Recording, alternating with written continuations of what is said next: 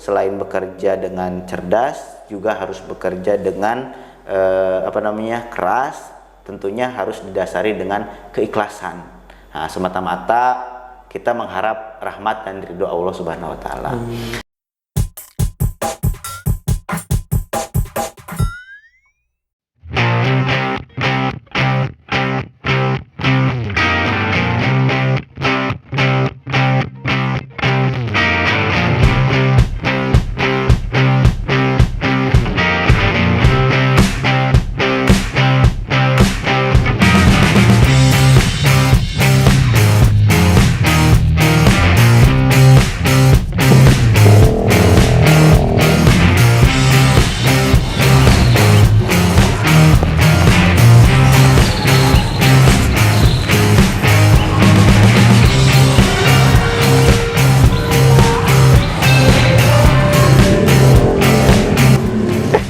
Assalamualaikum warahmatullahi wabarakatuh. Udah lama dah, baru juga Kang ini nyamperin. Kebetulan mau nanya-nanya. Sehat Kang? Sehat, alhamdulillah. Amin. Kegiatan sekarang lagi apa Kang? Ya biasa weh, kalau jadi dosen mah ngajar, penelitian. Di sini aja duduk. Siap.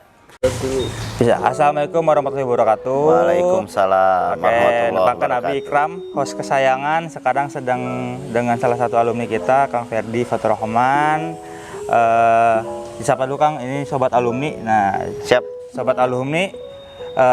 Kalau misalkan sobat Ikram bilang sobat alumni, jawabnya destinasi silaturahmi gitu kan. Siap. Sobat alumni Destinasi silaturahmi. Ya, gitu. Terima kasih nih Kang Ikram, sudah jauh-jauh ke sini. Ikram yang makasih udah meluangkan waktunya. Kita tahu dosen sibuk sekali dosen. Gitu Kang.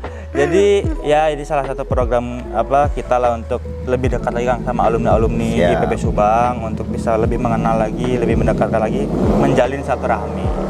Nah, mungkin untuk permulaan Kang, ya siapa barangkali ada yang belum kenal sama Kang Ferdi, mungkin bisa dikenalkan lagi Kang Ferdi itu lahir di mana, pendidikan mungkin SMP, SMA di mana gitu Kang. Boleh Kang? Mangga. Ya, terima kasih. Salam alumni Sadayana Sampurasun. Rampes. Aduh, hatur nuhun ini Kak Siap, Ikram, Kang. sudah Siap. jauh-jauh ke sini menyempatkan waktunya untuk sekedar mengobrol gitu ya. Iya, bener Kang. Baik, terima kasih atas permintaan Kang Ikram ini. Kang Ikram ini adalah sosok alumni yang teladan gitu ya. Aduh, ini mah. Jadi kalau nama lengkap itu Ferdi Fatur Rahman, nama pemberian orang tua, dan kita harus syukuri itu ya. Nah, terus kalau panggilan biasanya dulu waktu kecil panggilnya itu malah Asep gitu. Asep nanti jauh-jauh. Iya, justru masih kecil itu orang lembur, orang sana itu menyebutnya Asep gitu ya. Tapi setelah sekolah itu kembali ke nama gitu ya. Namanya itu Ferdi gitu ya. Semenjak SMA itu berubah panggilannya, dari Ferdi itu menjadi IP gitu. So nggak tahu ini kenapa. Saya tahunya IP soalnya. Teman-teman rekan-rekan alumni manggilnya IP. IP. Jadi teman-teman mulai dari SMA itu dipanggilnya itu menjadi IP. Nah, nggak tahu. Tapi panggilan biasanya itu ya kalau tidak resmi biasanya V itu IP. Tapi kalau resmi ya panggil nama lengkap Kang Ferdi atau Ferdi boleh. Gitu. Jadi saya ini lahir asli Subang, yaitu tepatnya di orang Pagaden Barat, di desanya Desa Pagaden Barat. Nah, dulu namanya Pagaden. Setelah ada pemekaran, itu namanya jadi Pagaden Barat. Itu desanya di Desa Mekarwangi. Jadi Desa Mekarwangi itu Pagaden Baratnya paling utara, gitu ya. Kalau dari Subang akan menuju ke Pamanukan, nanti ada Tugu Gambar Sari, namanya. Nah, itu bisa masuk lewat sana. Nanti masuk ke dalam kurang lebih ya sekitar 4-5 kilo itu akan menemukan Desa Mekarwangi. Jadi benar-benar orang Subang asli, Subang asli, orang Pagaden gitu. Mr. Gaden. SD di Pagaden, di sana di Mekarwangi di SDN Purnama Alam. Terus SMP mulai ke Subang Kota di SMP Negeri 1 Subang. Kalau dulu namanya SLTP ya, Sekolah Lanjutan Tingkat Pertama. Nah, di SMP 1 yang ada di dekat rumah sakit PTPN itu pinggirnya, nah, di situ. Nah, SMA dulu cita-citanya ingin ke Bandung awalnya. Nah, karena tidak kesampaian ke Bandung, akhirnya daftar ke SMA 1 Subang. Dulu waktu saya masih SMU namanya, Sekolah Menengah Umum Negeri 1 Subang. Kalau sekarang sudah SMA lagi ya. Dulu pernah namanya istilahnya SLTA gitu, terus SMU, terus SMA lagi ya, akhirnya membuat pusing lah. Tapi intinya itulah sama-sama aja gitu ya. Sama-sama saja gitu ya.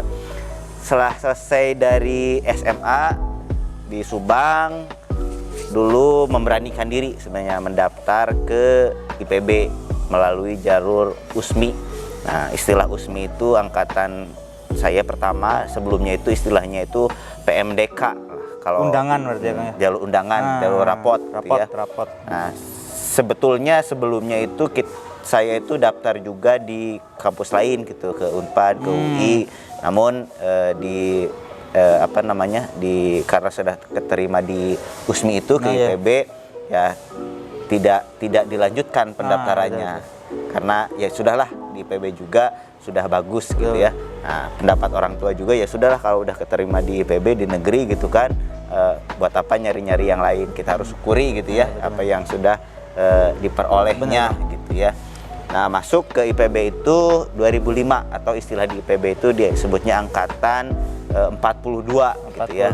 Kalau sekarang tuh sudah angkatan berapa sekarang? Ikam 53, sekarang tuh yang masih kuliah itu yang paling muda itu yang paling pertama masuk ke sekarang 59. Oh, 59. Berarti udah berapa tahun tuh ya? Udah 17 tahun yang lalu. Hampir 60 nih, hampir kepala 6 juga udah rada pusing, udah angka 6 kepala 6 lagi sama. Jadi sudah bisa menghitung ya, berapa umurnya sekarang gitu ya, dari 42 sekarang udah 59. Berarti kurang lebih sudah 17 tahun yang lalu masuk ke IPB.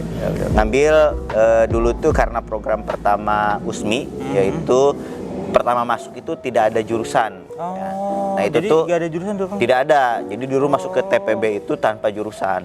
Jadi semuanya yang masuk ke IPB itu belum punya jurusan. Nah, itu tuh angkatan saya pertama. Dan katanya sih hanya berlaku hanya 2 angkatan. Itu angkatan 42 sama 43. Nah, 44 kembali lagi penentuan jurusan itu begitu mendaftar lulus dari SMA sudah langsung menentukan jurusan gitu. Nah, namun di angkatan 2 tahun itu tidak ada istilahnya itu mayor minor gitu ya. Mayor minor. Jadi selain kita mengambil mayor misalnya di program studi A atau departemen, kalau di IPB di departemen A kita bisa mengambil minor mata kuliahnya di jurusan yang lain gitu atau ya? prodi yang lain. Ya. Itu, tapi itu hanya 2 tahun. Kalau mayor minor sekarang masih, Kang? Mayor minor masih ya. Kalau mayor minor masih. Cuman kalau jurusan emang udah di awal. Ya betul. Nah, cuma 2 angkatan saja sih informasinya, hanya angkatan 42 dan 43 yang begitu masuk tidak ada pemilihan dari jurusan. Nah, begitu masuk ke semester 3 atau ke tingkat 2, nah itu baru kita memilih jurusan atau program studi. Jadi kita di ranking nih dari urutan 1 sampai urutan dulu tuh kalau nggak salah 34 prodi gitu ya. Nah, 34 prodi, nanti kita misalnya masuknya di pilihan pertama, pilihan kedua sampai ke 34. Ada juga yang seperti itu. Nah, kebetulan dari Subang ini yang memilih dulu ke FKH itu ada 3. Saya, terus Ahmad Sifa Sidik sama Lina. Nah, Lina. Namun dari ketiga itu yang masuk ke FK itu saya dan Ahmad Sifa ya. Nah, Lina nggak masuk, tapi dia masuknya ke Pahutan. Di Pahutan angkatan 42. Prodinya kurang lupa lah gitu ya. Nah, di situ FKH selesai untuk sarjananya itu tahun 2009 ya, jadi pas 4 tahun. Nah, walaupun tidak pinter tapi waktu kelulusannya sih lumayan cepat ya. Hampir tercepat lah, hampir masuk ke 5 besar tercepat untuk lulusan S1. Karena ya kita yang penting selesai dulu gitu ya. Nah, nanti ke depannya seperti apa. Setelah selesai tahun 2009 sarjana SKH itu masuk ke program koas, program koas atau PPDH, program pendidikan Masih ya? profesi dokter hewan masih gitu ya. PPDH. Jadi PPDH, jadi untuk mengambil dokter hewannya itu di situ gitu. Di mana tuh kan dulu Kang magang waktu PPDH tuh waktu PPDH itu banyak. Jadi banyak tempat yang harus dilalui lah gitu ya. nguriling. Nguriling. Ya, kemana aja Kang dulu? Pada intinya itu harus melewati perkuliahan dulu, ada perkuliahan kurang lebih itu 1 tahun lah. Kita pendalaman materi-materi, terus pendalaman praktek itu di kampus itu 1 tahun pertama, terus 6 bulan berikutnya itu kita keluar. Nah, keluar itu artinya kita melakukan koasnya itu di luar kampus. Nah, waktu itu saya pertama untuk hewan kecil itu di Rumah Sakit Hewan Jakarta. Oh, di Hewan dekat Jakarta. Ragunan di situ, dekat Kementerian Pertanian. Nah, di situ kurang lebih ya sebulanan lah, sebulanan. Nah, setelah itu untuk sapi saya ada di KUD Cisurupan di Garut. Aduh jauhnya. Jauh lumayan. Garut ruminansianya itu ya Kang ya? Ya, ruminansia, sapi perah ya, lebih ke sapi perah. Nah, itu di Cisurupan. Ya. Jadi ada 3 di sana, Bayongbong, Cisurupan, terus satu lagi itu Cikajang. Jadi ada 3 tempat. Garut semua. Lumayan daerah gunung, dingin di sana. Dingin ya, enak ya Kang. Kita banyak belajar masa sosial ke masyarakat juga di sana. Iya, Jadi di sana kita ngekos ya. Tepatnya di bawah kaki Gunung Papandayan. Tepat di situ kita banyak belajar tentang sapi. Nah, itu yang kedua di ruminansia, di sapi itu di Garut ya. Garut. Nah, terus untuk unggas-unggasan itu di Sukabumi. Kalau tidak salah itu di Ronat Farm. Jadi salah satu perusahaan startup sebenarnya, pemiliknya masih muda waktu itu, coba merintis usaha untuk bagaimana mendirikan perusahaan ayam pedaging. Nah, untuk satwa liarnya itu di Ragunan, kembali ke Ragunan. Balik lagi ke Ragunan lagi ya. Kembali lagi ke Ragunan. Jadi dari RSH Jakarta terus ke Garut, terus ke Sukabumi dan kembali lagi ke Ragunan. Nah, di Ragunan kita hampir tiap hari tuh ketemu sama hewan-hewan buas gitu ya. Iya. Nah, kurang lebih 6 bulan untuk melaksanakan koas luar kampus, baru 6 bulan berikutnya itu kembali lagi untuk menyelesaikan laporan-laporan dan ujian-ujian komprehensif. Alhamdulillah pas ujian-ujian komprehensif seperti tadi, walaupun tidak pintar tapi kalau masalah lulus itu harus paling depan gitu ya. Nah, harus paling duluan paling duluan gitu kalau masalah lulus. Kejar waktu soalnya. Karena kan kita itu berpacu dengan waktu, apalagi di era sekarang pinter saja itu tidak cukup, tapi harus saset. Nah, gitu. Itu pinter aja tidak cukup, harus saset. Nah, sekarang itu harus seperti itu. Jadi kadang-kadang orang pinter itu kalah dengan orang rajin sekarang itu. Jadi pesan untuk teman-teman mungkin alumni muda yang baru fresh graduate gitu ya. Jadi mohon untuk tidak hanya mengandalkan kepintaran saja, tapi soft skill, bagaimana komunikasi dengan orang, bagaimana kita dalam bekerja dan sebagainya. Artinya kalau bahasa sekarang saset-sasetnya itu harus diterapkan. Karena kalau misalkan alumni IPB itu sebenarnya semuanya hampir semua pintar ya Kang ya. Pintar rata-rata. Ya. Cuman itu tadi kadar satsetnya gitu yang berbeda-bedakan gitu ya Kang. Nah, satu lagi yang salah satu kelemahan alumni IPB itu selain tadi kurang satset itu tuh merasa ada jiwa minder gitu. Nah, karena emang pada dasarnya latar belakang asalnya itu IPB itu tidak orang kota gitu ya. Hampir sebagian besar itu orang-orang daerah. Jadi merasa kalau dibandingkan misalnya dengan UI, dengan ITB atau dengan UGM itu merasa kita itu masih under gitu, underestimate-nya. Nah, itu yang harus dihilangkan. Nah, kalau biasanya alumni IPB itu kalau udah head to head berhadapan itu suka minder-minder gitu. Padahal kalau diadu skill, adu kemampuan, kepintaran itu bisa bersaing gitu ya. Cuman harus ditingkatkan kepedean itu ya. Siap. Baik. Nah, tadi sudah selesai untuk koas ya. Setelah itu sempat bekerja sebentar di perusahaan obat hewan. Nah, namun pada waktu itu langsung saya kerja di Komisi Nasional Pengendalian Zoonosis awalnya.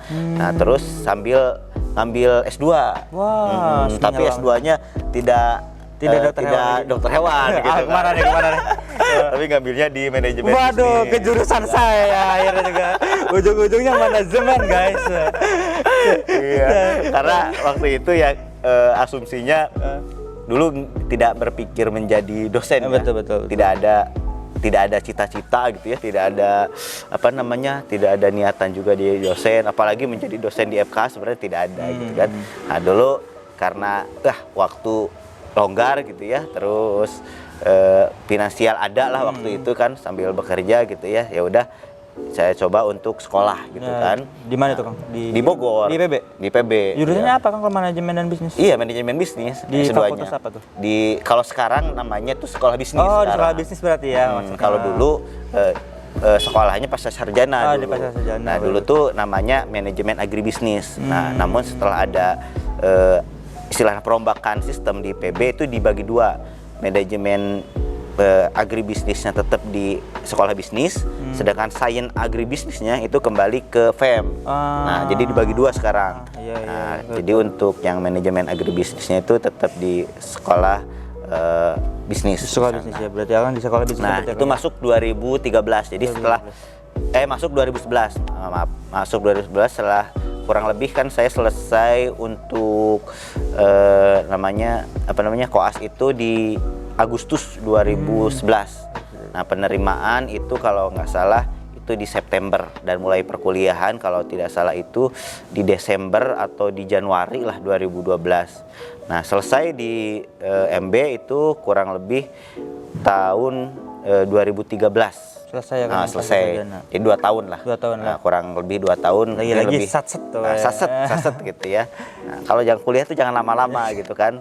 Karena itu argo kita itu terus berjalan. Betul. Gitu ya. Kita terus berjalan, jadi manfaatkanlah waktu gitu kan sebisa mungkin sehingga jangan terlena dengan apa istilahnya itu zona nyaman. Jangan terlena dengan zona nyaman. Biasanya kan kalau sudah dapat sekolah, terus apalagi dapat beasiswa, terus sudah ada kerja gitu, ya udahlah santai aja gitu, menikmati jadi mahasiswa. Jangan. Artinya ketika kita sudah selesai di satu urusan, kita pindah lagi ke urusan lain. Biar urusan tuh banyak yang kita selesaikan. Benar. Nah, gitu. 2013 beres di IPB. Nah, setelah itu kembali dulu ke Jakarta, masih menyelesaikan kerja di sana. Nah, kurang lebih kalau pendidikan selesai dulu sampai di situ gitu ya. Nah, nanti untuk kerja dilanjut lagi. Nah, kita gimana ini, mau di sini di bawah pohon atau pindah ke boleh, nanti kita sambil jalan-jalan tuh ngeliling-ngeliling kampus dari pos. Boleh dan siap. Terima kasih. Oke, siap Kang. Tadi kan cerita udah 2013 udah beres tuh Kang. Iya, S2. Terus bekerja lagi ke Jakarta lagi. Iya, ke Jakarta. Nah, terus cerita sampai jadi dosen tuh gimana Kang? Jadi setelah balik lagi ke Jakarta di Komisi Nasional Pengendalian Jurnalistik dan juga di staf ahli presiden ya waktu itu, masih SBY ya. Nah, jadi SBY itu kalau nggak salah sampai 2014 ya. 2014. Nah, sampai 2014. Setelah itu tuh ganti ganti kebijakan. Beberapa komisi yang dibentuk oleh pemerintah itu dibubarkan gitu ya. Dibubarkan dalam arti dianggapnya itu tidak lagi dibutuhkan gitu ya. Nah, akhirnya saya coba setelah 2014 atau 2015 di awal itu kembali ke sini. Ke Subang. Kembali ke Subang, dan di situ dulu ada namanya program SPR. Nah, Sentra Peternakan Rakyat, dan programnya Kementerian Pertanian. Setelah pulang ke Subang ini, saya coba ikutan menjadi manajernya, istilahnya itu ya. Sentra Peternakan Rakyat. Nah, itu dibentuk oleh Kementerian Pertanian gitu ya. Nah, setelah itu ya kita bergelut dengan masyarakat gitu ya, berinteraksi dengan masyarakat, gimana kita coba aktualisasi diri lagi, coba menggali lagi ilmu dokter hewannya gitu. Masih belajar juga ya kalau di masyarakat. Terus ya kan, digabungkan antara ilmu kedokteran hewan atau peternakan secara umum dengan ilmu manajemen. Nah, bagaimana mengelola kelompok yang ada di masyarakat atau peternak-peternak rakyat. Nah, kurang lebih sampai ke akhir 2015. Ya, sampai akhir 2015 saat itu masih menjadi manajer SPR. Nah, waktu itu tuh ada informasi sebenarnya, ada informasi dari kerabat juga, dari Kang Agus juga ada informasi, terus ada informasi juga dari koran bahwa tahun 2014 itu ada pendirian Politeknik Negeri Subang gitu. Tahun 2014. Baik. Nah, namun belum ada kampusnya. Kampusnya belum ada, hanya berdirikan saja gitu. Setelah berdiri, itu tuh belum ada informasinya. Nah, waktu itu tuh ada semacam rekrutmen. Nah, saya coba masukkan lamaran. Nah, akhirnya di akhir kurang lebih di bulan November 2015 saya bergabung ke Politeknik Negeri Subang gitu. Karena saya pikir ini tantangan baru gitu ya, tantangan baru buat saya pribadi, bahwa yang namanya pendidikan itu, yang namanya ilmu itu harus terus dipupuk. Dengan menjadi dosen, tentunya itu akan, keilmuan kita itu akan semakin kuat. Karena pada dasarnya belajar yang baik itu adalah mengajarkan gitu. Jadi semakin kita banyak mengajarkan, kita itu pada intinya tuh semakin banyak belajar gitu. Nah, kurang lebih itulah ceritanya. Jadi gitu 2015 ya jadi awal jadi dosen tuh ya, Kang? Iya, 2015. Nah, itu statusnya masih dosen non PNS waktu itu kebetulan. Nah, adanya tes CPNS itu di tahun 2017. Artinya masih setahun lebih itu menjadi dosen non PNS di Politeknik Negeri Subang. Terus sekarang sudah? Nah, sekarang pas saya itu masuk di CPNS tahun 2017 itu. Oh, jadi dan lolos langsung? Dan alhamdulillah di PSM pertama itu lolos gitu. Ya, Kang, kan ini mah sepengetahuan Ikram aja kayaknya. Kadang-kadang kan kalau sekali jadi dosen itu dan di kampus itu, selain menjadi dosen sepertinya selalu kadang-kadang menjabat sebagai sesuatu yang lain. Mungkin Kang Ferdi sendiri di kampus Polsub itu sekarang jadi sebagai apa, Kang? Ya, baik. Jadi setelah tadi selesai semacam prajabatan lah ya. Nah, itu tuh saya dipercaya oleh direktur waktu itu masih Pak Ridwan Baharta untuk menjadi Kepala Pusat Penelitian dan Pengabdian kepada Masyarakat. Nah, kalau di IPB itu istilahnya itu LPPM, Lembaga Penelitian dan Pengabdian Masyarakat. Nah, saya dipercaya. Awalnya sendiri saya, karena kan SDM di Politeknik Negeri Subang ini terbatas ya, jadi mengurus P3M itu. P3M itu disingkatnya ya, Pusat Penelitian dan Pengabdian Masyarakat itu sendiri. Nah, karena terbatas, jadi mengurus mulai dari merencanakan, membuat SOP, membuat strategi ya. Kita mulai membuat jurnal sendiri ya, terus membuat Polsubpres, terus membuat sentra KI, itu artinya masih bergerak sendiri dan dibantu beberapa dosen saja secara fungsional. Jadi secara struktural dulu awalnya sendiri. Kalau sekarang sudah ada staf, sudah ada staf yang membantu untuk sifatnya administratif, untuk membantu bagaimana pengadministrasian di Lembaga Penelitian dan Pengabdian Masyarakat atau P3M di Politeknik Negeri Subang ini.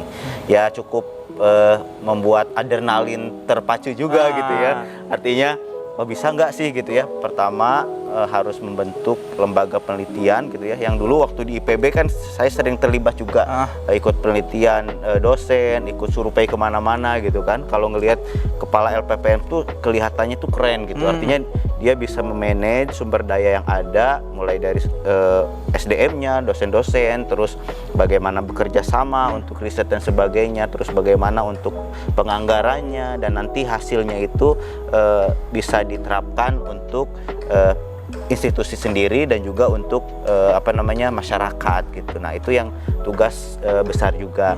Nah, waktu itu saya coba gali potensi yang ada di Polsub.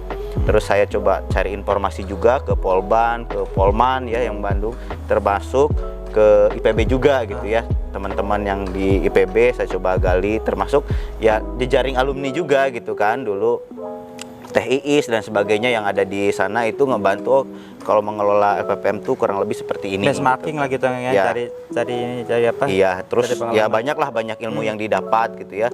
Bagaimana yang tadinya saya terus terang tidak suka untuk menulis gitu ya, terpaksa juga gitu kan sebagai ketua kepala pusat penelitian ya minimal tuh harus bisa menulis gitu kan. Kalau dulu kan waktu mahasiswa tuh maunya aktivis itu ya demo dan sebagainya gitu ya. Nah, kalau Nulisnya sekarang, nggak mau gitu. Nulisnya tuh sedikit gitu Sedikit. kan, atau orang-orang tertentu saja. Betul. Ya dulu juga sering nulis ya, sering nulis kayak seperti kritikan-kritikan di mading dan sebagainya, sering nulis. Jadi dulu cerita sedikit waktu masih mahasiswa itu kan aktif. Pertama itu waktu TPB pernah ikutan juga di BEM TPB. Di BEM TPB, terus pernah ke DPM juga, di DPM KM. Nah, terus kembali lagi ke ke eksekutif. Oh, eksekutif, ke BEM lagi. Dulu ke BEM lagi di BEM FKH. BEM fakultas ya Kang ya? Ya, BEM fakultas. Nah, waktu itu jadi wakil ketua BEM. Wakil ketua waktu BEM. Ketua BEM-nya Bang Satrio. Nah, sekarang jadi pengusaha di sana di dekat Cimory. Nah, kalau kita masuk ke ke Taman Safari, nah nanti ada di pinggirnya itu EOC gitu. Nah, itu yang cukup sukses itu. Yang punya Bang Satrio berarti ya. ya. Tapi dia jiwanya jiwa bisnis, walaupun aktivis tapi jiwa bisnisnya tetap jalan gitu ya.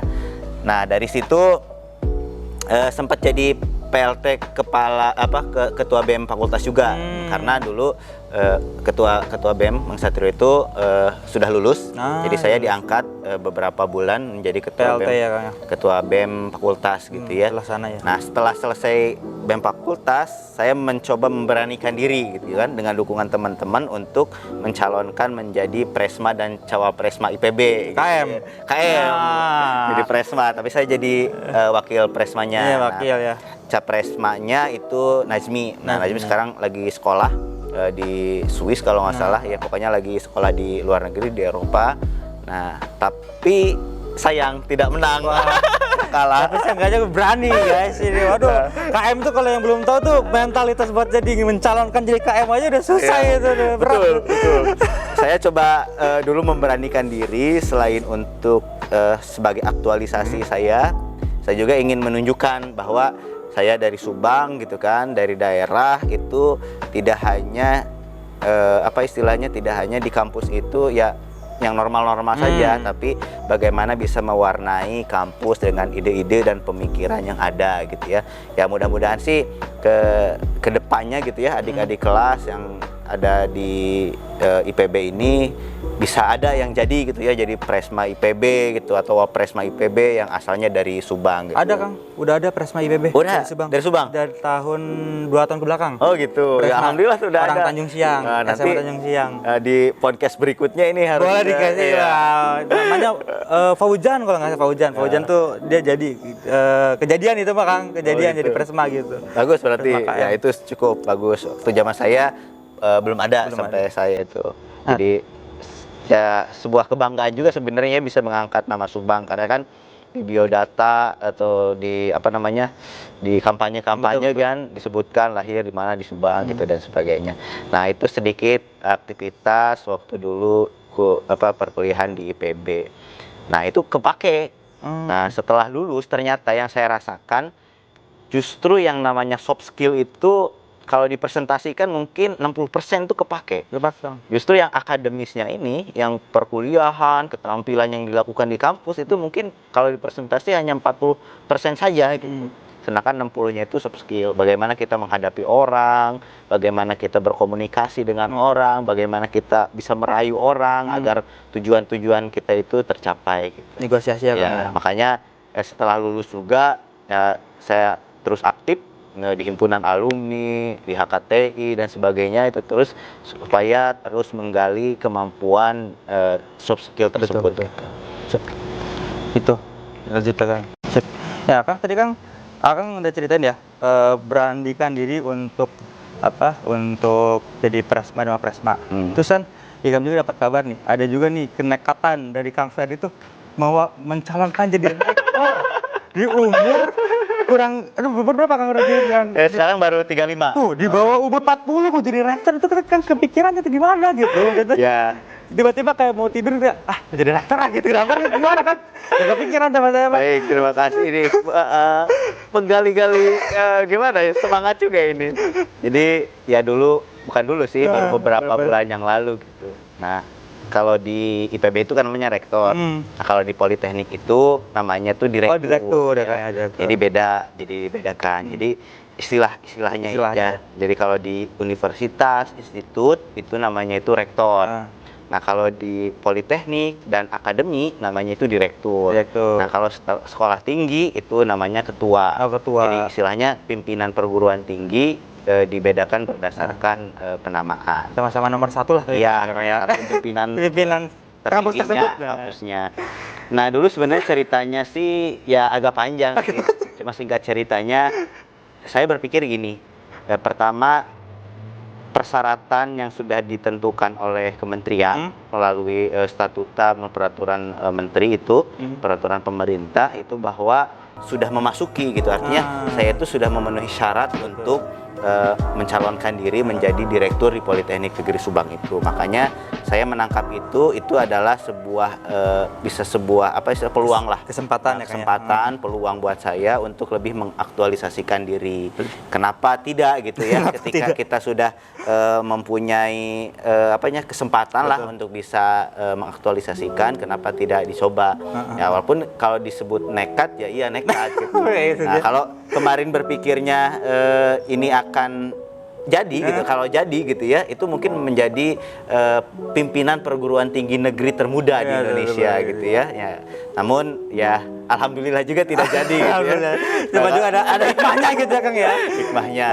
Nah, namun pada dasarnya sih targetnya dulu tuh tidak menang juga gitu. Artinya tadi selain saya mau mencoba mengaktualisasikan diri, menguji mental, bagaimana kita berproses, kan panjang tuh rangkaiannya mulai dari pendaftaran, ya istilahnya kampanye, penyampaian visi misi gitu ya. Nah yang kedua, bagaimana sih pemikiran saya tentang Politeknik Negeri Subang ini bisa tersampaikan ke umum, ya ke senat, ke sivitas akademika yang ada di Politeknik Negeri Subang ini ya. Jadi supaya apa istilah itu, pemikiran saya itu tidak hanya di pikiran, tidak hanya di tulisan, tapi disampaikan melalui panggung pemilihan direktur itu gitu. Nah, bagi saya sih penyampaian itu pun menjadi sebuah istilahnya sebuah kemenangan juga gitu ya. Artinya apa yang saya pikirkan sudah tersampaikan ke masyarakat yang ada di Polsub gitu ya, bahwa oh ini loh visi Ferdi Faturrahman, ini loh misinya gitu ya, inilah program kerjanya. Nah, untuk Polsub ini gitu. Jadi niat utamanya mah memang menuangkan pikiran gitu kayak ya, kalau jadinya mah bonus gitu kayak. Jadinya bonus gitu. Karena ya dari kemarin calonnya bertiga, ya Pak Oyok yang sekarang jadi Direktur Politeknik Subang, terus Pak Sinung yang dari Polban, dulu wakil direktur di sini. Ya saya pasti paling muda gitu kan. Artinya bagi saya sih perjalanan ini masih panjang gitu ya. Kalau ingin mengabdi ya kita mengabdi saja gitu. Berikan yang terbaik saja untuk Polsub, untuk masyarakat Subang, untuk Indonesia gitu ya. Dan kesempatan masih tetap ada Kang ya, masih tetap panjang. Ya mudah-mudahan dengan adanya pemilihan kemarin menambah kedewasaan, menambah kesabaran juga gitu kan, melatih mental juga sehingga penempaan ini bagi saya sih sebuah pembelajaran, sebuah nilai yang sangat berarti. Kuliah hidup lah Kang ya. Iya, kuliah hidup. Kuliah kerja nyata. Kerja nyata. Kuliah kerja nekat di Kang. Nekat bener, karena tidak semua orang yang sudah punya kesempatan itu berani mengaktualkan. Karena jadi agak-agak aduh ini kok bisa-bisanya kepikiran jadi rektor gitu. Jadi seru. Perlu jadi jadi pelajaran buat teman-teman mungkin yang sekarang ragu, bahkan untuk ragu jadi ketua kelompok, atau jadi ketua di ini, yang penting maju aja dulu karena di setiap yang jadinya kalau misalkan jadi ya syukur gitu kan ya, tapi walaupun tidak jadi pun pasti ada hikmahnya gitu ya, jadi pembelajaran gitu. Siap. Oke, kita lanjut lagi ke sip. Oke, tadi singkat langsung ke ruangan. Nah, ini ruangan Kang Ferdi ya Kang ya. Kalau misalkan sehari-hari mungkin di sini terus tadi kan sampai ke pemilihan rektor, cuman ada yang kelewat, walaupun rektor muda juga tapi kan menjadi kepala LPPM juga semudah itu tuh sebuah pencapaian kan. Karena Ikram sendiri juga di LPP mengetahui lah gitu Kang, di LPPM di IPB gitu kan. Oh, senior gitu kan ya, cukup senior gitu. Terus Kang Ferdi udah jadi LPPM itu maksudnya bisa mencapai posisi tersebut secara karir gitu Kang, itu tips and triknya gitu, rahasia mungkin rekan-rekan alumni sini pengen penasaran gitu Kang gitu. Iya. Jadi sebenarnya tidak bisa dibandingkan juga sih antara Politeknik Negeri Subang dengan IPB. Jadi ojo dibanding-bandingke gitu sebenarnya. Jadi tidak head to head gitu ya. Tidak bisa head to head. Jadi kalau dianggap kepala LPPM di Politeknik Negeri Subang dengan di IPB itu sama ya, tentunya beda ya. Artinya kalau di sana pasti levelnya itu profesor ya, minimal tuh doktor, atau yang mungkin dosennya sudah dosen-dosen senior gitu kan.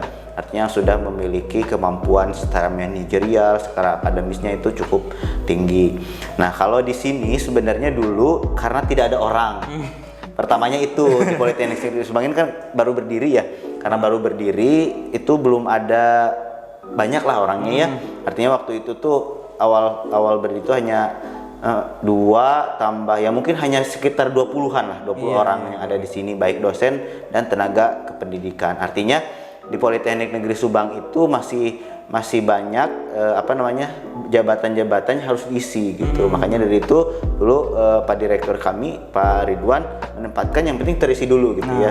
Nah, mungkin melihatnya seperti apa atau melihat bagaimana. Nah, saya ditempatkan di P3M ini, P3M atau LPPM ini. Ya tadi sudah disimak lebih awal di luar. Sebenarnya tidak tahu juga sih tentang penelitian awalnya gitu ya, tentang penelitian, pengabdian, inovasi itu tidak paham juga awalnya. Tapi ya coba belajar saja gitu kan, coba belajar bagaimana untuk apa yang kita kerjakan itu kita kuasai. Pada intinya dalam bekerja itu kan pertama itu harus ada rasa senang dulu gitu. Nah, saya menumbuhkan rasa itu dulu gitu awalnya. Bagaimana menumbuhkan rasa senang di pekerjaan atau di jabatan yang waktu itu diamanahkan kepada saya. Ya lumayan lah waktu itu banyak belajar tentang dunia riset, dunia inovasi, dunia pengabdian, sehingga memahami ternyata dosen itu tidak hanya melakukan pendidikan saja atau pengajaran saja gitu kan, ternyata harus riset, harus inovasi gitu kan, harus pengabdian dan sebagainya, sehingga di situ ya banyak hikmah dan banyak pembelajaran juga yang didapat gitu ya. Nah, tentunya untuk teman-teman juga baik itu senior gitu ya maupun junior, bahwa ketika kita diberi amanah gitu ya, cobalah untuk menyukai dulu apa pekerjaan yang akan kita hadapi gitu ya. Dengan menyukai nanti akan timbul strategi-strategi. Nah, pada dasarnya semua orang itu pasti bisa menjalankan pekerjaan itu, tergantung kepada bagaimana sih pola strategi yang dilakukan. Nah, pada waktu itu karena saya kemampuannya itu manajerial lebih ke pertanian, saya coba gali potensi-potensi yang ada di Polsub ini. Mulai dari dosen-dosennya gitu, dia pakar di mana gitu kan, terus sumber daya yang bisa dimanfaatkan itu apa. Nah, kebetulan Subang ini kan lebih ke sektornya agraris ya, agraris menuju ke modern, sehingga penerapan teknologi di pertanian itu harus dikembangkan oleh Polsub gitu. Nah, itu yang strategi awal, sehingga ya cukup bertahan jadi ketua LPPM itu kalau tidak salah ya di awal 2017 lah, pertama setelah CPNS, terus ke sini sampai kemarin, sampai mencalonkan diri menjadi Direktur Politeknik Negeri Subang. Nah, kedepannya ya tidak tahu nih mau kemana, apakah masih di P3M atau pindah ke lain ataukah menjadi dosen biasa. Nah, itulah tantangan dalam pekerjaan gitu ya. Terus paling Ikram mau nanya Kang, kan Akang sendiri kan profesi kan jadi dosen ya Kang. Terus Kang kan dosen tuh semenjak ya Pak Nadiem ya menterinya tuh kan banyak banyak inovasi-inovasi ya, baru. betul. Jadi ada MBKM, ada jadi mahasiswa tuh sekarang tuh nggak kegiatan-kegiatan di luar kampus itu bisa betul. Nah, pendapat Kang Ferdi sendiri sebagai dosen tuh dengan program-program yang ada yang sekarang tuh gimana sih Kang? Apakah itu jadi bagus bagi mahasiswa atau sebaliknya atau bagaimana gitu Kang? Jadi kita tergantung menyikapinya. Kalau saya melihat dari segi dosen itu peluang untuk mengembangkan dunia pendidikan itu semakin mudah. Artinya yang dulu dosen itu terpaku bagaimana sih harus mendidik mahasiswanya, harus mengubah paradigma yang tadinya siswa menjadi mahasiswa itu sehingga siap untuk nanti di dunia kerja atau di dunia industri itu menjadi tanggung jawab sendiri gitu.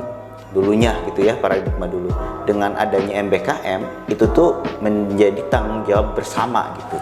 Jadi tidak hanya dosen yang mendidik gitu, tapi dari insan industri, misalnya praktisi-praktisi di industri itu bisa masuk.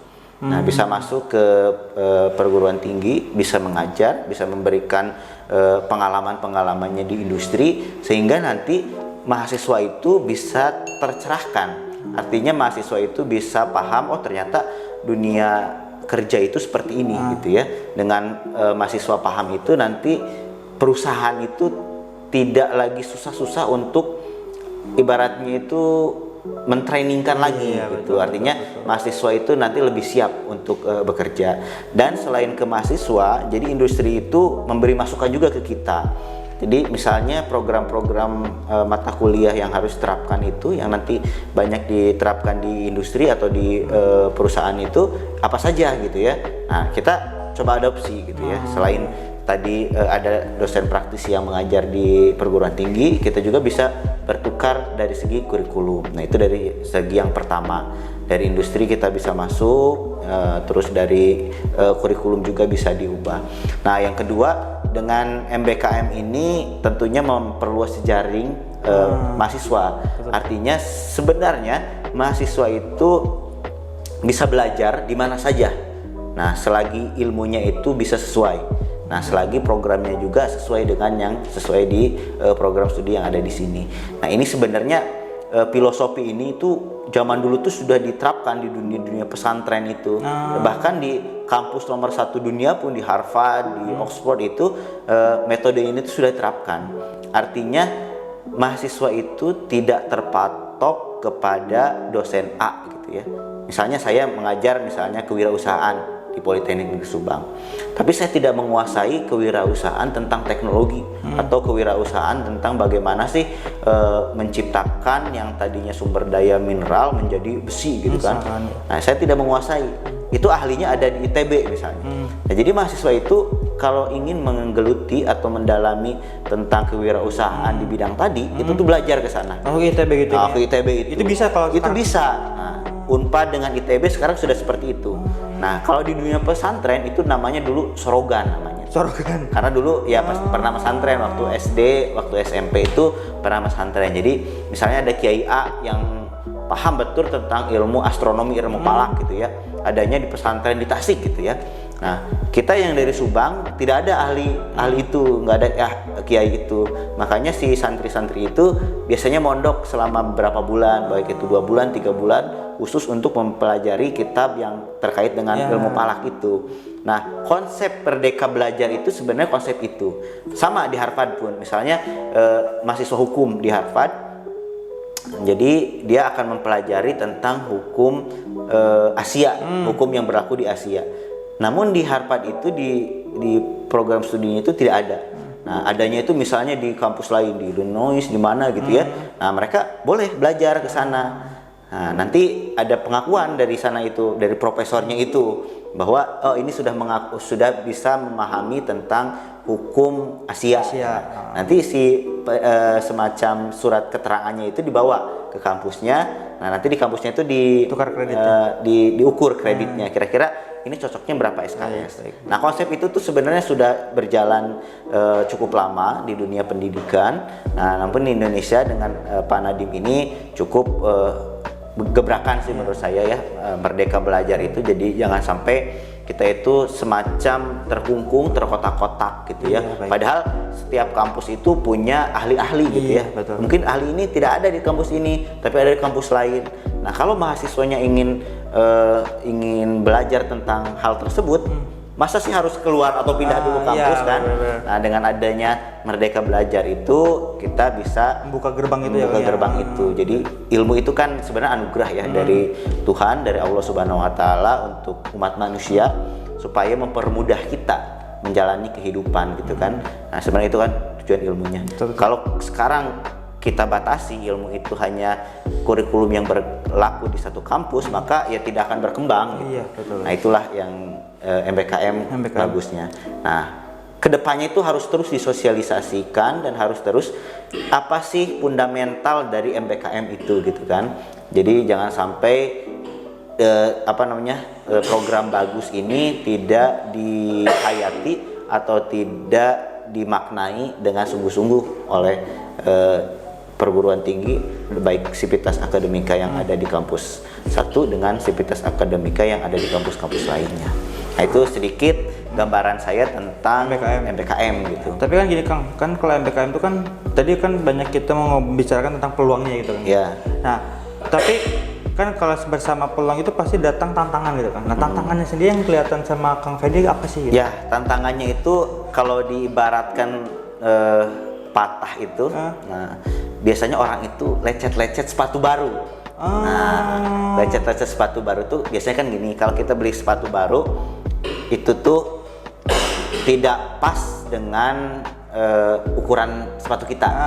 Biasanya agak lecet-lecet dulu gitu kan, betul. Untuk menyesuaikan. Tapi kalau udah kelamaan itu biasanya jadi pas. Nah, itu merupakan analogi yang sama ketika itu diterapkan MBKM. Artinya yang sudah terbiasa tadinya dengan metode belajar yang konvensional gitu, artinya hanya belajar tuh ya dengan inilah. Betul. Kalau dosennya A, belajarnya harus ke A gitu kan. Padahal belum tentu si mahasiswanya itu cocok.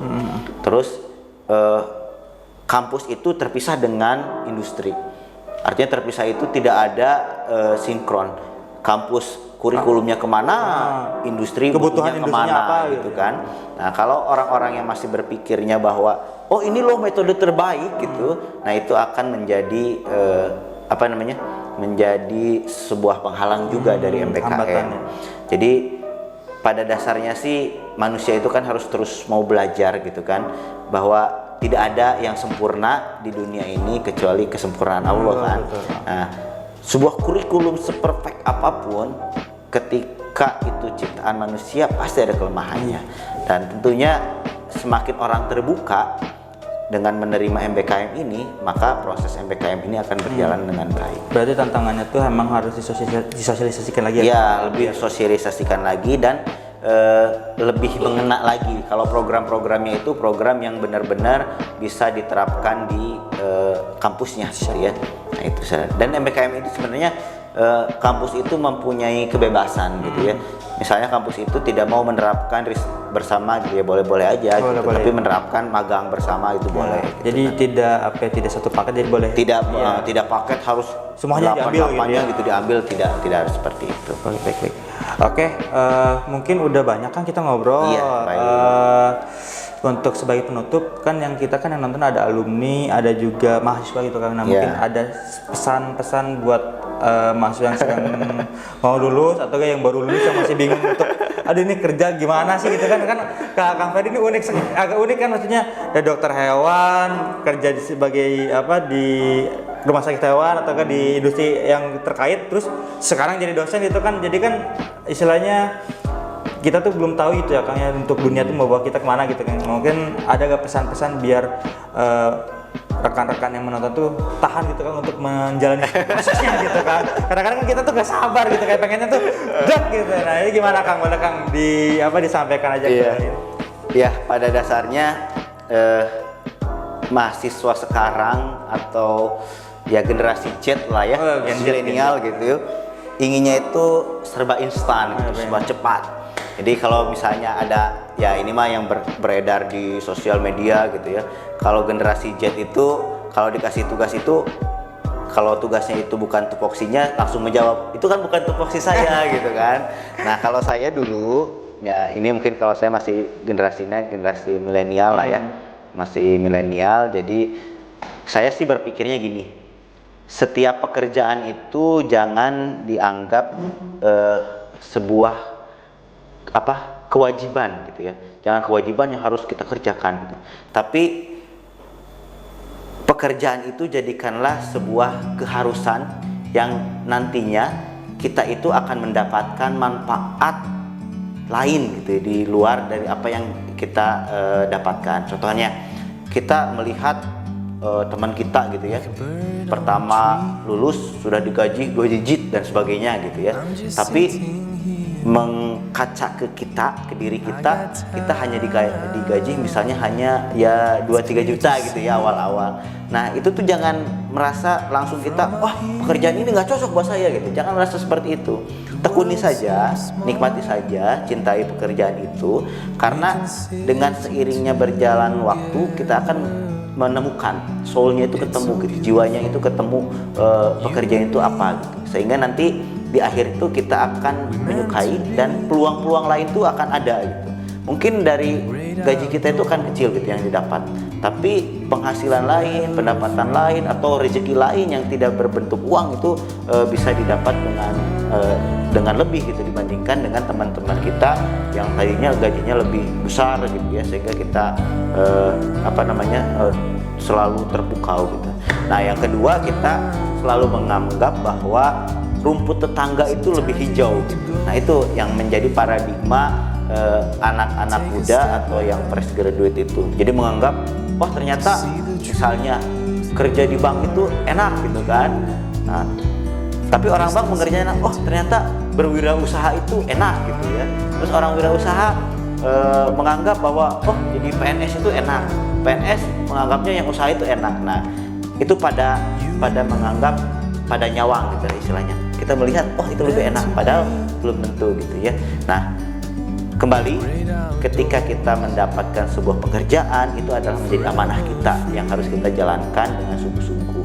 Nah, yang berikutnya adalah tidak ada proses instan dalam bekerja, dalam berkarir. Semuanya itu butuh proses, butuh pengalaman, butuh jam terbang, yang semuanya itu tidak bisa diraih dengan mudah. Jadi kalau orang-orang sekarang berpikirnya bekerjalah cerdas gitu ya, sebenarnya tidak cukup gitu. Kerja keras itu tetap harus ada. Kerja keras yang diimbangi dengan kerja cerdas. Jadi bagaimanapun orang-orang yang sukses, kalau yang saya pahami, yang saya pelajari itu tidak pernah ada orang sukses yang tidak berkeringat.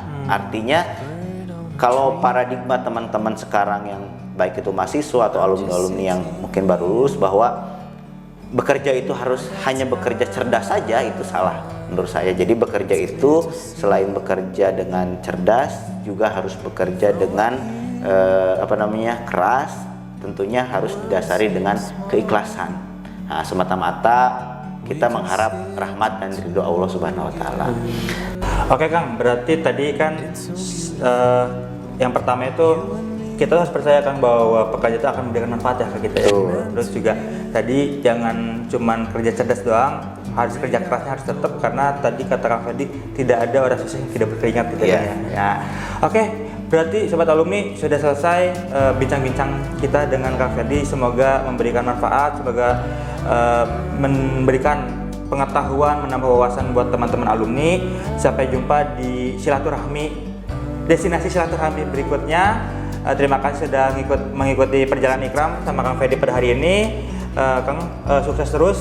Terima kasih banyak sudah meluangkan waktunya. Ya, saya juga terima kasih kepada alumni ini sudah mengunjungi, sudah menyapa, sudah bersilaturahim.